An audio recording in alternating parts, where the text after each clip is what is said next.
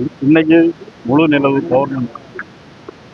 முருகப்பெருமானுடைய அருளால நாட்டில் நல்லாட்சி வர வேண்டும் என்பதற்காகவும், நேற்று நடந்து முடிந்த மாநாடு நல்ல முறையில் நடந்து முடிந்ததற்காகவும்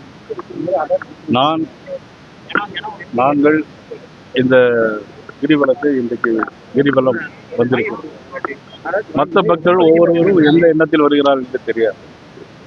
ஆக ஆன்மீகம் செழித்தோங்க வேண்டும்.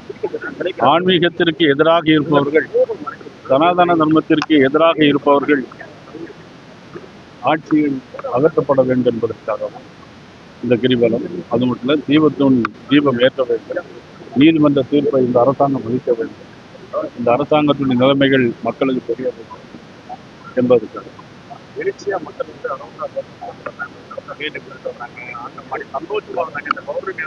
நீங்களும் கலந்துருக்கீங்க.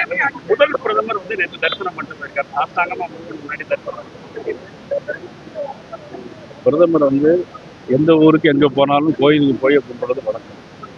அதனுடைய அடிப்படை நேற்று திருப்பரங்குன்றம் இயற்கையாகவே இன்னைக்கு எல்லாமே வருகிற கார்த்திகையில தீபம் ஏற்றம் அதை நான் சொல்ல முடியாது. குறிப்பா பிரதமர் எங்க போனாலும் தமிழர்கள் குறித்து தமிழ் கடவுள் முருகப்பெருமான நேரத்தில் வணங்கிட்டு போயிருக்காரு. அது உண்மைதான். மலேசியாவுக்கு போகும்போது கூட எங்கள் நாட்டில் தமிழ் மொழி, தமிழ் கலாச்சாரம், தமிழ்நாடு ஒன்று இருக்கிறது. 5000 ஆண்டுகளுக்கு முன்பாக உள்ளது.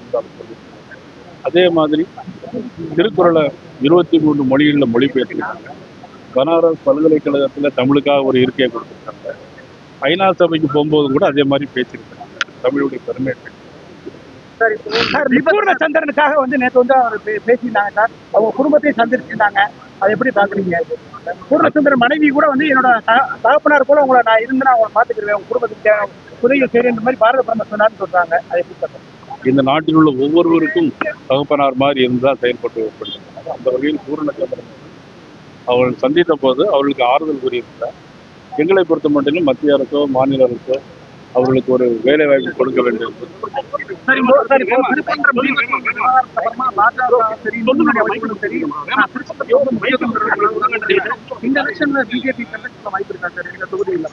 இல்லை, அதை பத்தி நாங்கள் எதுவுமே கருத்து சொல்ல முடியாது. ஏன்னா இதுல ஏற்கனவே அதிமுக சட்டமன்ற உறுப்பினர் இருக்கிறாங்க. அதனால நாங்கள் அதுல போட்டோம்.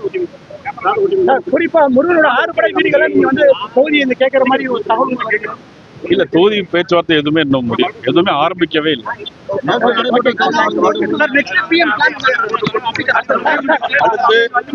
அடுத்து பிரைம் மினிஸ்டர் 11ஆம் தேதி திருச்சியில மாலை 4 மணிக்கெல்லாம் இதே மாதிரி மிகப்பெரிய மாநாடு நடைபெறும். அதுக்கு தேசிய ஜனநாயக